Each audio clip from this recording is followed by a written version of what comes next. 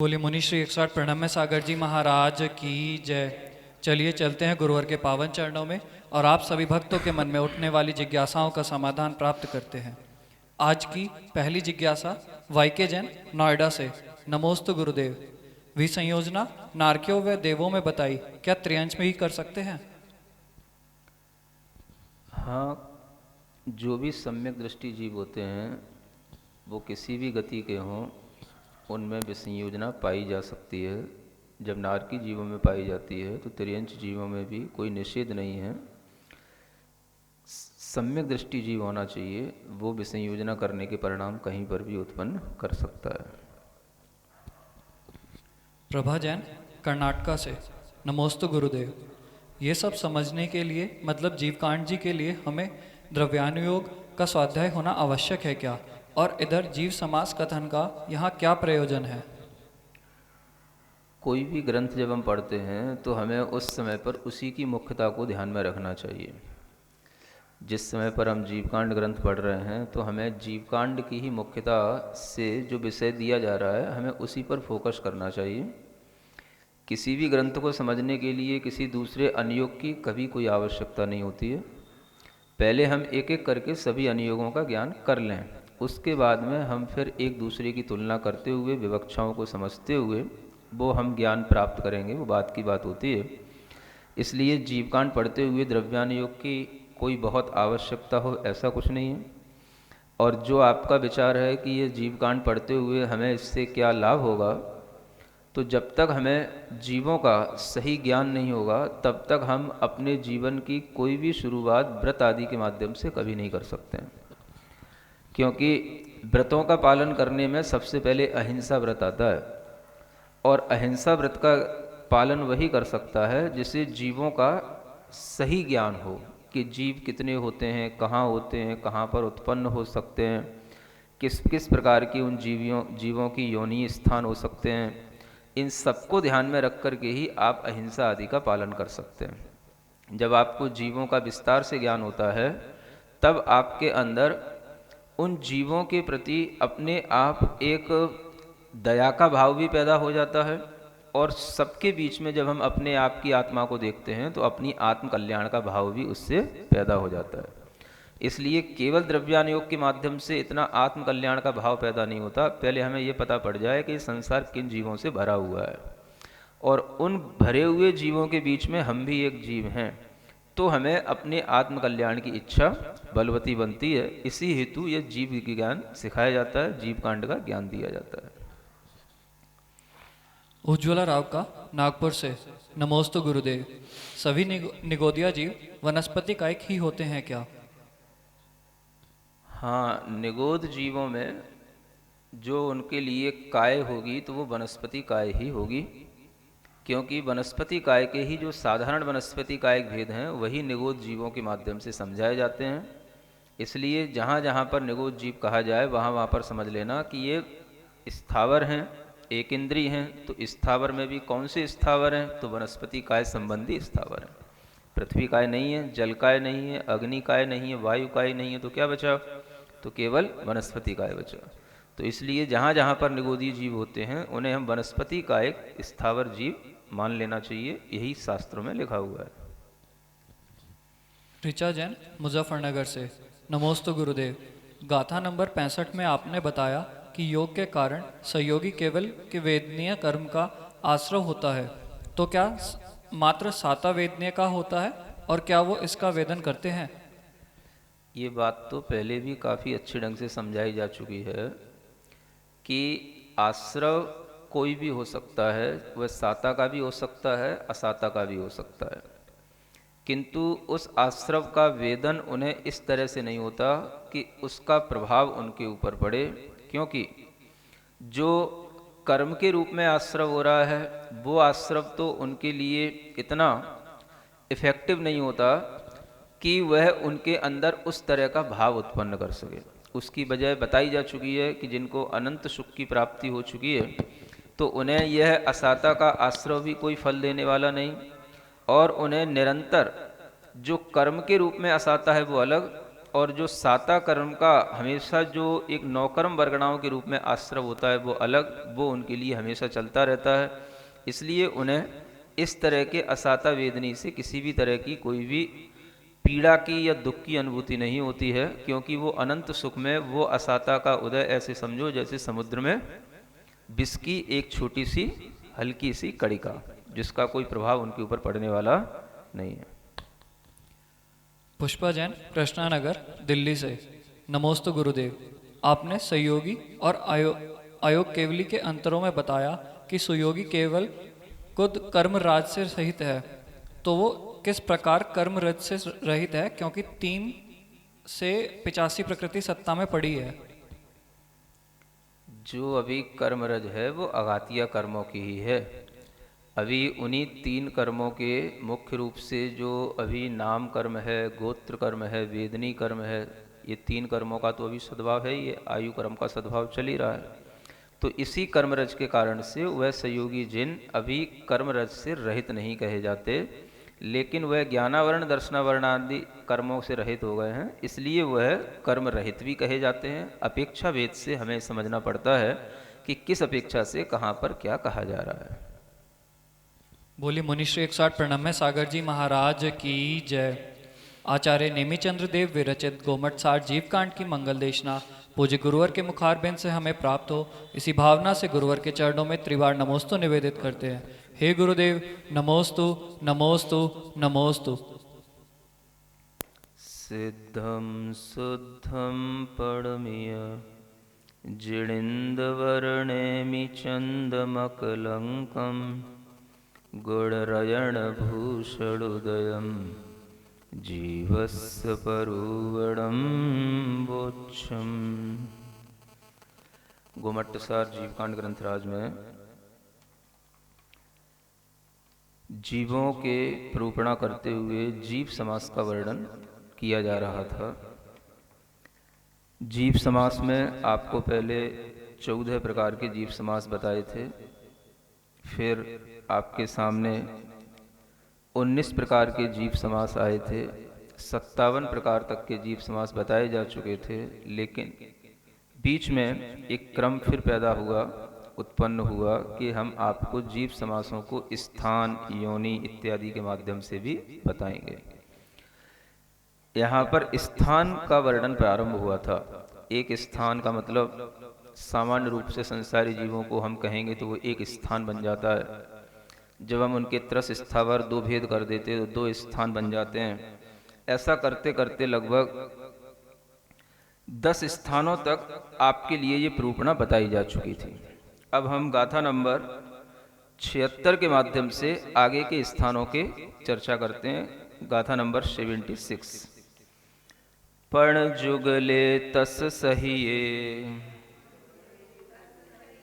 तसस्स दुति चदुर पड़ग भेद जुदे छद्दुग पत्तेयम्य तसस्सतीय चदुर पड़ग भेद जुदे।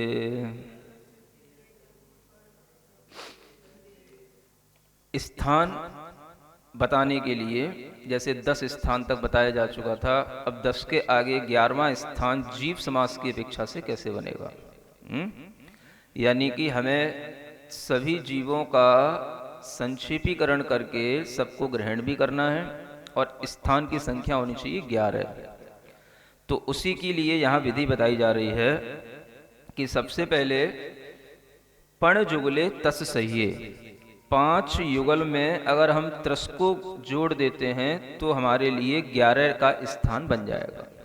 5 युगल का मतलब जो 5 स्थावर होते हैं वह 5 स्थावरों को जब हम युगल का मतलब हो गया उनके बादर और सूक्ष्म के भेद, तो पृथ्वी, जल, अग्नि, वायु और वनस्पति, ये 5 स्थावर हो गए। इनके हमने युगल बना दिए, यानी बादर पृथ्वी का एक, सूक्ष्म पृथ्वी का एक, बादर जल का एक, सूक्ष्म जल का एक, बादर अग्नि का एक, सूक्ष्म अग्नि का एक, बादर वायु का एक, सूक्ष्म वायु का एक, और वनस्पति के भी बादर वनस्पति का एक और सूक्ष्म वनस्पति का 1। तो ये कितने स्थान हो गए? ये 10 हुए। लेकिन अभी इन 10 स्थान में केवल स्थावरों का ग्रहण हुआ है, त्रस तो अभी छूट ही गए। तो त्रस का एक भेद हम इसमें ले लेंगे। तो 10 तो स्थावर के भेद हो गए, एक त्रस का भेद हो गया, तो टोटल कितने हो गए? ये 11 का स्थान बन गया। माने हमने सभी जीवों को 11 के स्थान में ग्रहण कर लिया। ये जीव समास की अपेक्षा से 11 का स्थान बन गया। ठीक है ना? बस इसी तरीके से हम अब यहाँ पर ये स्थावरों का युगल जो 10 का भेद है इसको कांस्टेंट रखेंगे। अब इस त्रस में ही हम विभाजन करके तसस्य दु, अब त्रस के 2 भेद इसमें जोड़ देंगे, तो 10 की जगह 10 और 2 मिलके क्या हो जाएगा?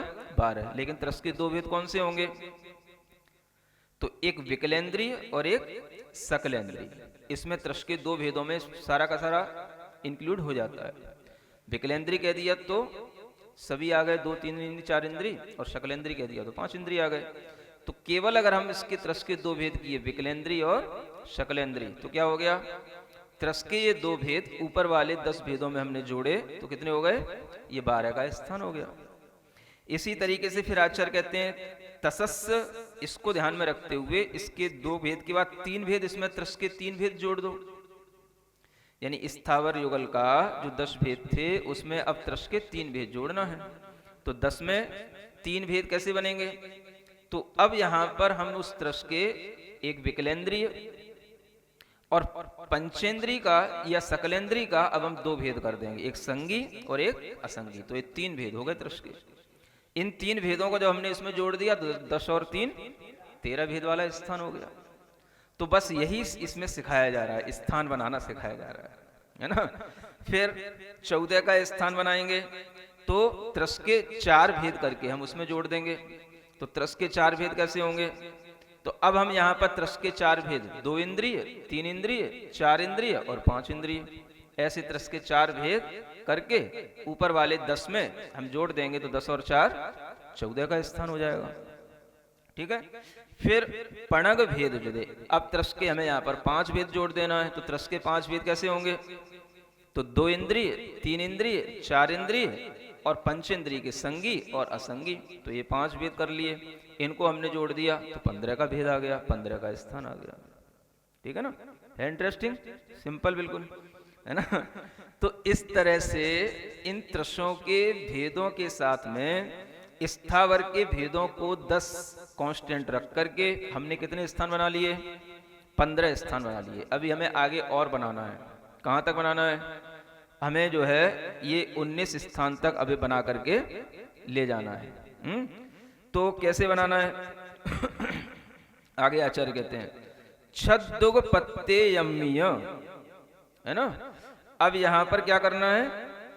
6 का युगल बनाना है और उसमें प्रत्येक को भी साथ में रखना है। ठीक है ना? यानी कि 6 का युगल अब यहां पर हो गया पृथ्वी, जल, अग्नि, वायु। ठीक है ना? ये 4 हो गए। और जो वनस्पति था उसमें हमने एक साधारण और एक प्रत्येक, ऐसे 2 भेद किए। तो साधारण के हम फिर 2 भेद करेंगे जो निगोद रूप में है, वो एक नित्य निगोद और एक इतर निगोद। तो पृथ्वी, जल, अग्नि, वायु, नित्य निगोद और इतर निगोद, ये 6 का दुख करना है। दुख माने बादर और सूक्ष्म। तो इन 6 के दुख करने से 12 भेद बन जाते हैं। अब यहां पर हमने 12 भेद कैसे बनाए? पृथ्वी बादर भी है, सूक्ष्म भी है। जल का एक जीव बादर भी है, सूक्ष्म भी है। अग्नि का एक जीव बादर भी है, सूक्ष्म भी है। वायु का एक जीव बादर भी है, सूक्ष्म भी है। और अब हम यहाँ पर ले रहे हैं नित्य निगोद जीव। ऊपर वाले जो हमने भेद बनाए थे उससे यहाँ पर ये विभाजन हो गया। तो नित्य निगोद जीव बादर भी हैं, सूक्ष्म भी हैं, और इतर निगोद जीव भी बादर भी हैं, सूक्ष्म भी हैं। ऐसे कितने भेद हो गए? ये 12 भेद हो गए। ठीक है? पत्ते यम्मीय, अब इसमें प्रत्येक को और जोड़ दिया। प्रत्येक वनस्पति का है, तभी तो वो वनस्पति का पूर्ण होगी। कोई भी जीव छूटना नहीं चाहिए इन भेदों में। इस शर्त इसलिए है, हम जो भी इसमें वर्गीकरण कर रहे हैं उस वर्गीकरण में किसी भी जीव का समास कोई छूटना नहीं चाहिए। अगर हमने साधारण जोड़ लिया है तो प्रत्येक आना चाहिए। अगर हमने साधारण प्रत्येक नहीं जोड़ा है तो सीधा सीधा वनस्पति कायक आना चाहिए, तो उसमें साधारण भी गर्भित हो गया, प्रत्येक भी गर्भित हो गया। तो ऊपर जब हमने 10 भेद बनाए थे तो वहां पर सीधा वनस्पति कायक लिया था, तो 10 भेद हो गए थे। अब हमने साधारण के यहाँ पर 2 भेद कर दिए, नित्य निगोद इतर निगोद। तो अब प्रत्येक को एक भेद के रूप में अलग से जोड़ा, तो 12 और एक प्रत्येक का कितना हो गया, 13। ये कितने भेद हो गए। अब इस 13 को कांस्टेंट रख करके त्रसस्य क्या करना है, तसस्य तीय चदु, त्रस के 3 भेद जोड़ोगे, तो 13 में 3 जोड़ोगे तो कितना हो जाएगा, 16। ऊपर 15 का स्थान बन के आ गया था, अब यहां पर ये 16 का स्थान बन गया। तो 3 भेद कैसे जोड़े, त्रस के 3, वही ऊपर जैसे बताया था, बोलो जल्दी। विकलेंद्रिय, संगी और असंगी पंचेंद्रिय, ये 3 भेद हो गए। अब इसी 13 में हम 4 जोड़ेंगे तो 13 और 4 17 हो जाएगा। 4 भेद त्रस के कौन से, वही 2 इंद्रिय, 3 इंद्रिय, 4 इंद्रिय, 5 इंद्रिय, ये 4 भेद जोड़ दिए, 13 और 4 17 हो गया। इसी में हमने 5 भेद जोड़ दिए, 2 इंद्रिय, 3 इंद्रिय, 4 इंद्रिय, संगी पंचेंद्रिय, असंगी पंचेंद्रिय, तो ये 13 और 5 ये 18 का भेद हो गया। ठीक है ना। इस तरह से तीय चदु पड़ग भेद जुदे, ये 18 तक का ये भेद इसमें आ जाता है। ठीक है। अब आचार्य आगे कहते हैं गाथा नंबर 77, 77, ये 76 गाथा का अर्थ हो गया। अब आगे कहते हैं सग जुगलमित सस्सय पड़भंग जुदे सुहोन्ति उणवीसा एयादुणवीसोत्य एगतेग गुड़दे हवे ठाणा। हाँ, अब कहते हैं सग जुगलम्मी तसस्यय, है ना, जो अपना युगल है उसमें त्रस को जोड़ देने पर, है ना, तस के उसमें अगर हम 5 भेद जोड़ेंगे तो तसस्य पड़भंग जुदेसु, त्रस के उसमें कितने भेद जोड़ने पड़ेंगे, 5 भेद जोड़ने पड़ेंगे। तो त्रस के 5 भेद कौन से, वही 2 इंद्रिय, 3 इंद्रिय, 4 इंद्रिय, संगी और असंगी, है ना, ये 5, और अपना अपना जो युगल है स्थावरों का, ठीक है ना, युगल है स्थावरों का, वही पृथ्वी, जल, अग्नि, वायु, है ना, और वनस्पति के कौन से। अगर हमें यहाँ पर 19 भेद लेना है तो त्रस के 5 भेद ये हो गए, तो कितने बचे, 14 स्थावरों के भेद हमें बनाना है, तो हमें 7 युगल लेना पड़ेंगे। कितने, 7। तो 7 युगल कैसे बनाओगे, अभी तो 6 बनाया सिखाया था। पृथ्वी, जल, अग्नि, वायु, ये 4 युगल हो गए, इनके बाद और सूक्ष्म की अपेक्षा से। अब फिर साधारण वनस्पति और प्रत्येक वनस्पति, तो इनके भी 2-2 युगल होते ही हैं। तो साधारण वनस्पति का युगल और प्रत्येक वनस्पति का युगल जो सप्रतिष्ठित और अप्रतिष्ठित के भेद से होता है। तो ऐसे करके हम 7 दूनी 14 ये भेद बना करके त्रस के 5 भेदों में जोड़ देंगे तो 19 भेद आ जाएंगे। फिर इन्हीं को हम जो है, जो 19 भेद हो गए हैं, इन्हीं में अगर हम जो है इसको पर्याप्तक और अपर्याप्तक से गुणा कर देंगे तो ये 19 दूनी 38 भेद हो जाएंगे। और अगर हम इसको पर्याप्तक, निर्वर्त पर्याप्तक और लब्धे पर्याप्तक ऐसे 3 भेदों से गुणा कर देंगे तो 19 तियो 57 भेद हो जाएंगे। तो इस तरह से 19, 38 और 57 ये तीनों भेद बनाने की ये विधि यहाँ पर बता दी गई है। अब उसी को हम जो है पंक्ति क्रम से कैसे जो है उन भेदों को हम रख करके आपस में गुणा कर सकते हैं, उसके लिए गाथा नंबर 78 बताई जा रही है। सामण्येन तिपन्ति परमा विदिया अपुण्यगे इदरे पज्जते लद्धि अपज्जते अपरमा हवे पंती। अब इसमें कुछ विशेष नहीं है, यहाँ सिर्फ इतना ही बताया जा रहा है कि जैसे हमने जो 19 भेद बनाए थे उसको एक पंक्ति में रख लो, ठीक है ना। सामान्य से हमको 3 पंक्तियां बनानी है, कितनी, 3। तो पहली पंक्ति में हमने वो 19 भेद रख लिए, विधिया, दूसरी पंक्ति में हमें क्या करना है, पर्याप्तक और अपर्याप्तक, ऐसे दो भेदों के साथ में दूसरी पंक्ति में रख देंगे तो 19 दूनी क्या हो जाएंगे, 38 हो जाएंगे। और तीसरी पंक्ति में हम पर्याप्तक भी अपर्याप्तक के दो भेद करके, निर्वर्त अपर्याप्तक और लब्धि अपर्याप्तक, ऐसे 3 भेद करके रख देंगे तीसरी पंक्ति में। तो 19 को हम 3 से गुणा करेंगे तो 57 हो जाएंगे। ठीक है ना। तो ये पंक्ति क्रम में भेद रख करके आपको जो है आसानी से समझ में आ जाए, इसलिए ये जो है 19, 38, 57 भेद करके बताया गया। बाकी तो जिनको 19 एकम 19, 19 दूनी 38, 19 तीस 57 आता है तो उन्हें पंक्ति बनाने की जरूरत नहीं, 19 तीस 57 ऐसे ही हो जाता है ना। तो इसमें कोई खास बात नहीं है। अब इसके आगे भी और भी जीव समास हैं, है ना। अब हम कहां तक पहुंच गए, 57 तक पहुंच गए। हमें पहुंचना है 85 तक। कितने जीव समास तक? आगे की गाथाओं में हम उन्हीं जीव समासों की संयोजना और करने जा रहे हैं। ठीक है ना। तो अब आगे की गाथा 79 नंबर की पढ़ते हैं। इगी वंडम इगी बिगले असन्नि सन्नि गय जल थल खगाड़म गब्भ भवे समुच्छे दुतिगम भोग थल खेचरे दो दो। ठीक है ना। इसको समझने की बात है। क्या समझना है इसमें?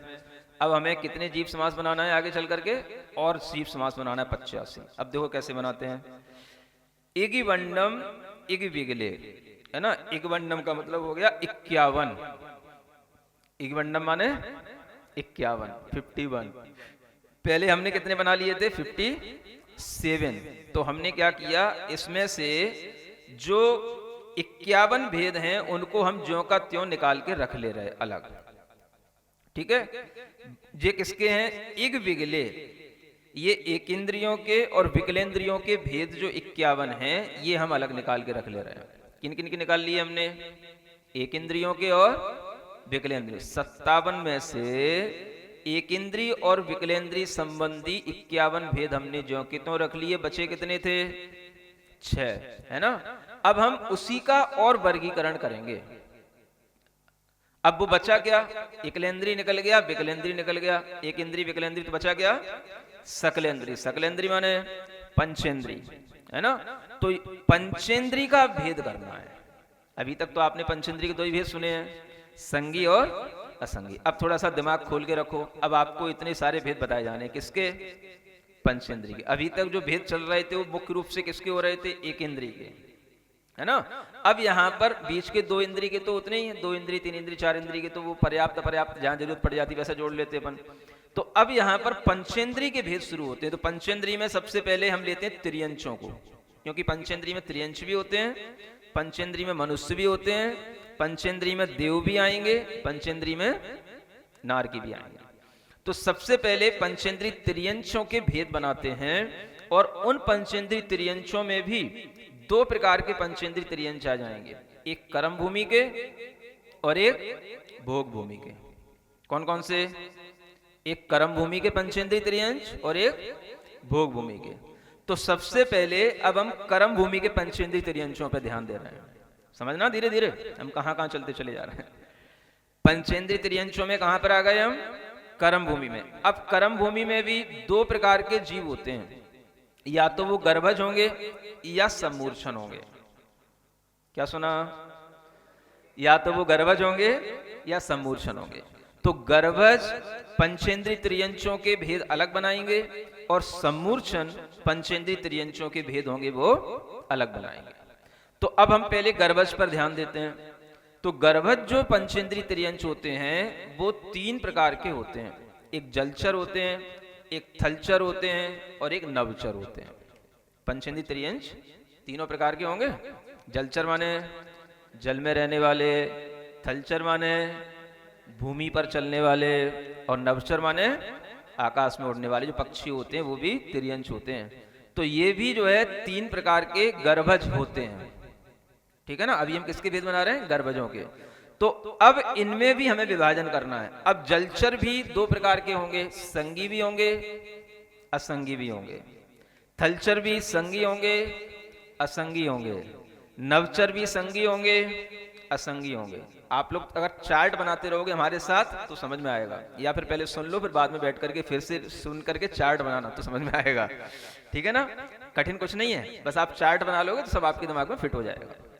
अब हमने जलचर के संगी संगी ऐसे दो भेद बना लिए।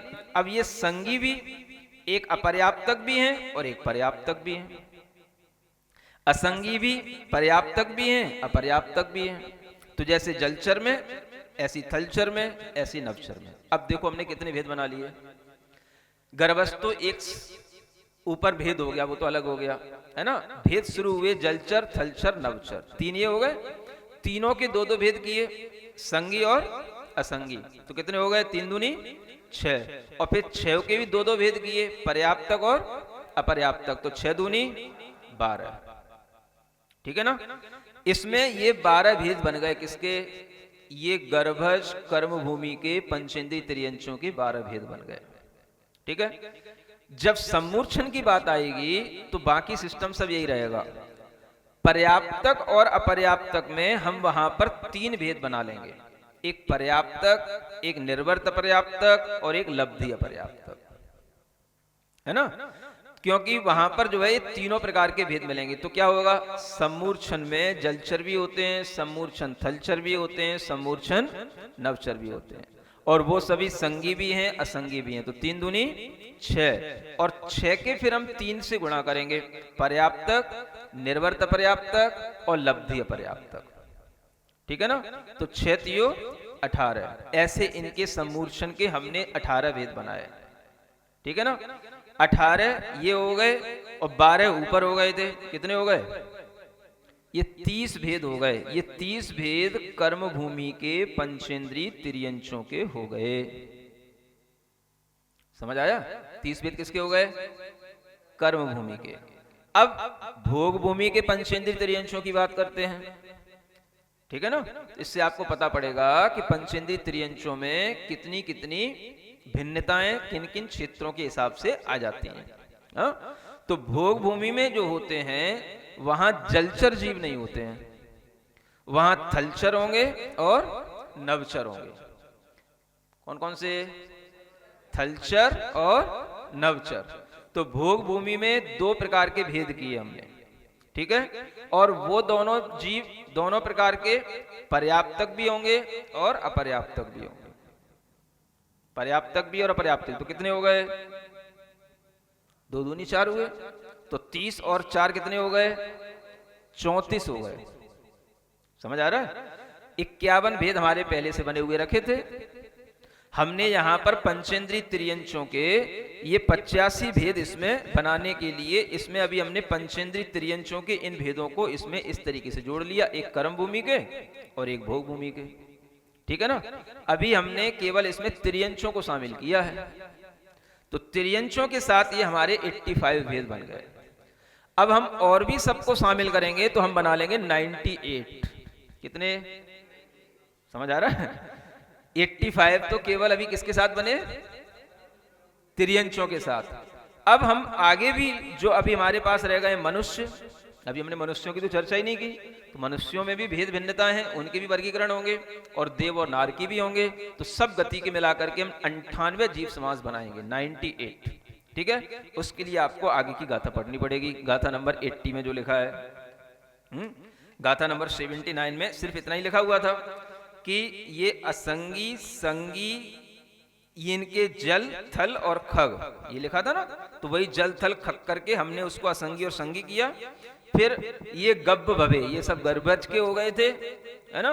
और सम्मूर्छन के इस तरीके से 2 तिग, है ना। माने कि सम्मूर्छन के भी भेदों में भी यही आएगा, लेकिन ऊपर जो गर्भज के भेद थे उनमें 2 का गुणा करना है, और सम्मूर्छन है उनमें 3 का गुणा करना है। और इस तरीके से ये कर्म भूमि तक की चर्चा हो गई थी। फिर भोग भूमि के लिए भोग, थल, खेचरे 2-2 लिखा हुआ है ना। ये पुरानी गाथा पढ़ रही हूँ 79 नंबर की। तो भोग भूमि में एक थलचर है और एक खेचर है, इनके 2-2 भेद हो गए, पर्याप्तक और अपर्याप्तक। तो गाथा के अनुसार इस तरह से आपको अर्थ निकालना है। पहले आपको अर्थ समझा दिया, फिर आप गाथा के हिसाब से देखें।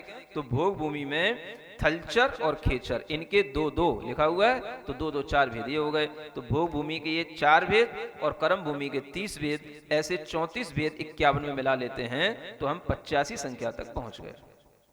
ठीक है ना। अब हम आगे मनुष्य आदि और जो जीव बचे हैं उनकी बात करते हैं। अज्जव मलेच्छ मणुए तिदु भोग कुभोग भूमि जे दो दो सुर निर्ये दो दो इति जीव समासाहु अणनौदी। अणनौदी, अणनौदी का मतलब हो गया 98। अण माने हो गया 8 और नवदी माने होता है 90। 90 और 8 जोड़ेंगे तो बनेगा 98। ये प्राकृत भाषा की गिनती है, ये भी सीखते जाओ। अणनौदी। तो ये कितना हो गया 98। जीव समास अब हमें 98 बनाने हैं। तो अब देखो क्या करते हैं। अब पहले मनुष्यों का विभाजन करने के लिए यहां पर अज्जव मिलेच्छ मणुए, 2 प्रकार के मनुष्य हैं, एक आर्य खंड के मनुष्य और एक मिलेच्छ खंड के मनुष्य। सुन रहे हैं। जो मूल विभाजन होता है मनुष्यों में वो इस तरीके से होता है। आर्य खंड के मनुष्य की विशेषताएं अलग होती हैं और मिलेच्छ खंड के मनुष्य की विशेषताएं अलग होती हैं।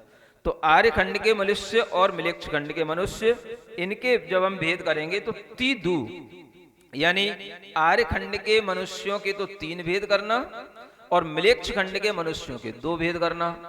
तो 3 भेद जब हम करेंगे तो वहां पर पर्याप्तक, निर्वर्त पर्याप्तक और लब्धि अपर्याप्तक, ये तीनों भेद कर लेंगे, है ना। क्योंकि आर्य खंड में लब्धि अपर्याप्तक मनुष्य भी पाए जाते हैं। क्या समझ में आया।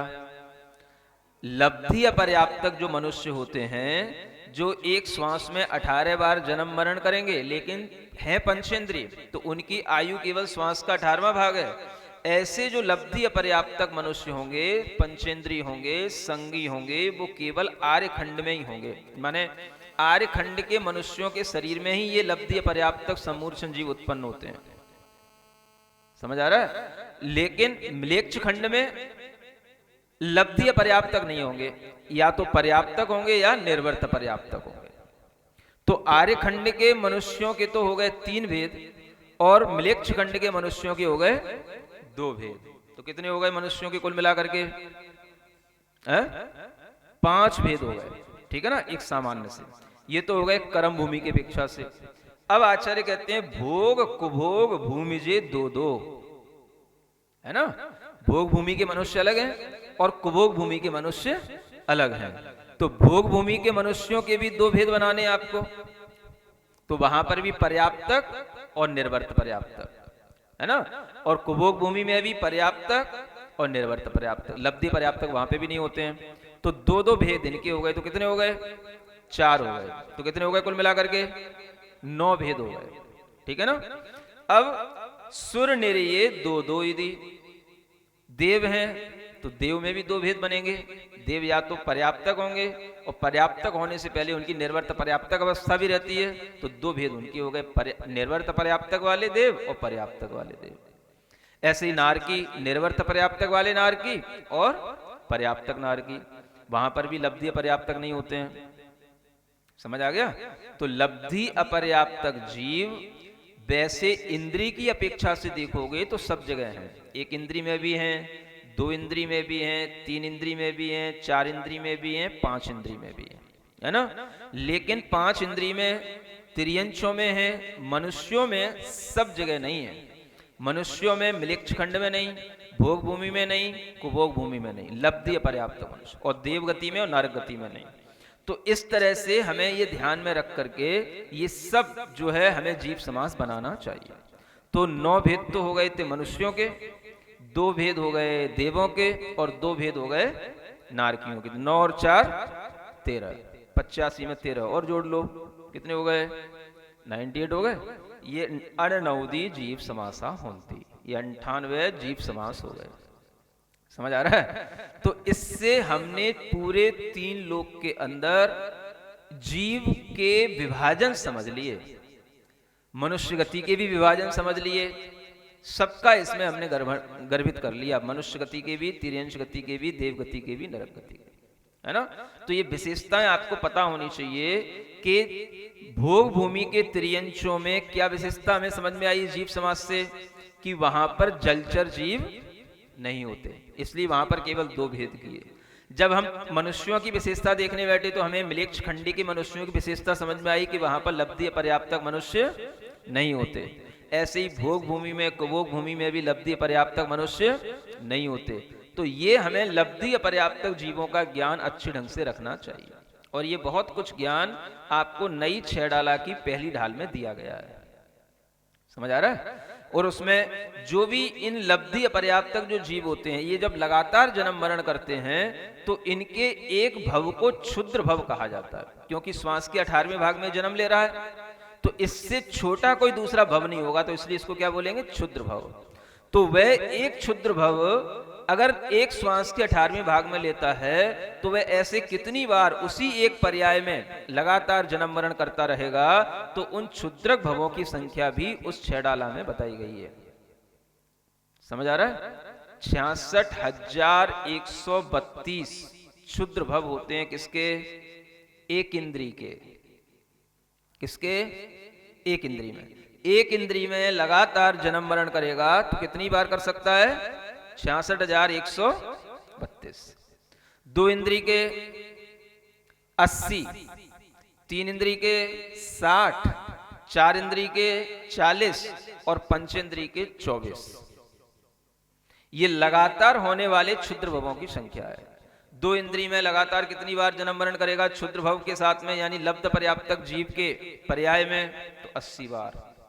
तीन इंद्री में लगातार लब्धि पर्याप्तक बनता रहेगा, श्वास के 18वें भाग में जन्म लिया मरण लिया, कितनी बार, 60 बार। चार इंद्री में 40 बार, पंचेंद्री में 24 बार। इस सबका टोटल करके बताओ जल्दी से। 66,132 प्लस 80 प्लस 60 प्लस 24, 66,336। कितना आएगा, ये टोटल क्षुद्र भव हो जाते हैं, समझ में आ रहा है। तो ये हमें लब्धि अपर्याप्तकों की जानकारी अब हमें बढ़ा लेनी चाहिए, है ना। पुरानी छेड़ाला से आपने सीखा था, उससे भी ज्यादा नई छेड़ाला में सीखो, और उससे भी ज्यादा फिर आप ये गोमटसार जीवकांड में सीखो, ठीक है ना। तो ऐसे हमें ज्ञान की वृद्धि करते रहना चाहिए, ताकि हमारा दिमाग खुले कि लब्धि अपर्याप्तक जीव जो हमारे ज्ञान में नहीं आते हैं, लेकिन वह अदृश्य होते हुए भी उनका जन्म मरण होता है, जो केवली भगवान ने जाना है। तो हम इस तरह के जब ज्ञान रखेंगे तभी हमें जीवों का ज्ञान होगा सही ढंग से, तभी हम उन जीवों की मान्यता रख पाएंगे कि हाँ ऐसे भी जीव हैं जो एक श्वास के 18वें भाग में जन्म कर ले रहे हैं, मरण कर रहे हैं। ये सब हमारे ज्ञान में फिट बैठने के लिए ही ये जीव कांड पढ़ाया जा रहा है ना। अन्यथा हम जीवों की कदर करते ही कहाँ हैं, हमें जीव दिखते ही कहाँ हैं, हमें तो सब जगह जीव रहते ही दिखाई देते, बस अपन ही दिखाई देते, बस हम ही जीव हैं और कोई जीव है ही नहीं, समझ आ रहा है। तो ये जो है आपके दिमाग में जब इतना सारा जीवों का ये भेद वर्गीकरण दिखाया जाएगा, तब आपके दिमाग में बैठेगा चारों तरफ जीव से भरा हुआ ये वातावरण है, और इस तरह से अनेक जीव पंचेंद्री बनकर के भी अपनी पर्याप्तियां पूर्ण नहीं कर पाते हैं और श्वास के 18वें भाग में मर जाते हैं। मनुष्य गति में भी हमारे शरीर में वह जीव जन्म लेकर के मरण करते रहते हैं, लेकिन उनका कोई भी अस्तित्व हमारे ज्ञान में नहीं आता है। तो हम ऐसे जीवों के प्रति दयावान तब बनेंगे जब हमें उनका ज्ञान होगा, है ना। हाँ, इसलिए ये सब जीव जो ये पूरे लोक में भरे हुए हैं, ये सब निगोद आदि तो भरे हुए हैं, लेकिन वो भी हमें जिस तरह से नहीं दिखाई देते, वैसे समूर्छन जीव भी दिखाई नहीं देते। तो इन सब जीवों का ज्ञान करने के लिए जीव समास के प्रकरण यहाँ पर जो हमें स्थान बनाने थे, वो स्थान के माध्यम से जीव समास का जो वर्गीकरण किया जाना था, वो यहाँ तक पूर्ण हो जाता है। अब इसके बाद में योनि आदि के माध्यम से जीव समास का वर्णन किया जाएगा, वो आपको बाद में बताया जाएगा। आज के लिए इतना पर्याप्त है। बोलो महावीर भगवान की। बोले मुनिश्री 61 प्रणम्य सागर जी महाराज की जय। सभी जनवाणी स्तुति के लिए खड़े होंगे। सृजन वाणी जग कल्याणी, जग जन मदतम मोह हरि, जनमण हारी गणहर हारी जम जरा भव रोग हरि तिथय राणम दिव झुणिम जो पढ़ई सुणई मई ये दारई नाणम सुख मणतम धरई सासद मोख पदम पावई सासद मोख पदम पावई नौबार नमोकार मंत्र।